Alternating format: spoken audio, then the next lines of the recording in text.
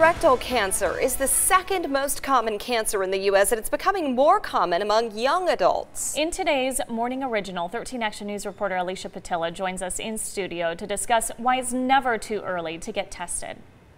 I met a Las Vegas man named Johnny Nelson who had a history of colon cancer in his family, and getting screened early ended up being a life-saving decision. At stage 3, I was borderline of stage 4. And if it had gotten to stage 4, the battle would have been much more complicated. At age 50, Johnny Nelson was diagnosed with stage 3 colon cancer. At the time, he felt he was doing fine. But the thing about colon cancer is there are little to no symptoms until the cancer progresses. Some doctors call it a silent killer. These days, people are getting colon cancer younger and younger. Johnny is not the first person in his family to deal with colon cancer. There's history. His mother was diagnosed with the disease at age 40, and his sister and brother passed away from colon cancer. They were both just 32 years old.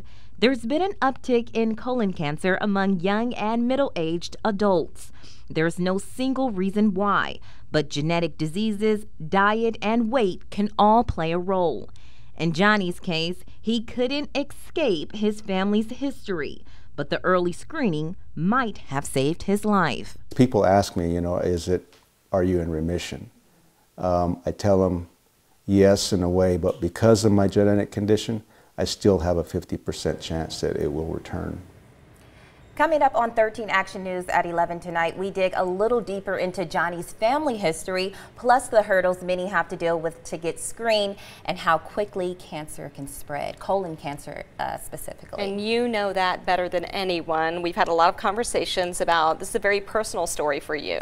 Very personal for me. I actually lost my mother when she was only 42 years old, and I was 10 years old of colon cancer. This is actually a picture of her on one of our birthdays. She was so into celebrating, and so we miss her so much. Yes. But this issue is so important because, colon cancer affects us all, period. Right. And I know personally how fast it can spread. When she was diagnosed, she was in stage 4 already. So for me, if you can get tested, if you can get screened, please do so. Make sure you tune in. Especially early. Those early testing, those early screenings, super important. Yes, super important. Thank you, Alicia. Thanks for sharing your heart and your mom's story with all of us. All right, we now know how much Bonnie Springs sold for. According to closing documents, the ranch went for $25 million. With all the changes set to take place on the property, many are wondering what will happen with the chapel. Well, we found out Bonnie Springs is donating the chapel to the Las Vegas farm. It hosts weddings to raise money for their animals. The owner says the chapel could help them host more weddings and retain some of the history of Bonnie Springs. Bonnie Springs Ranch closed last month, and the new owners plan to build homes on the property.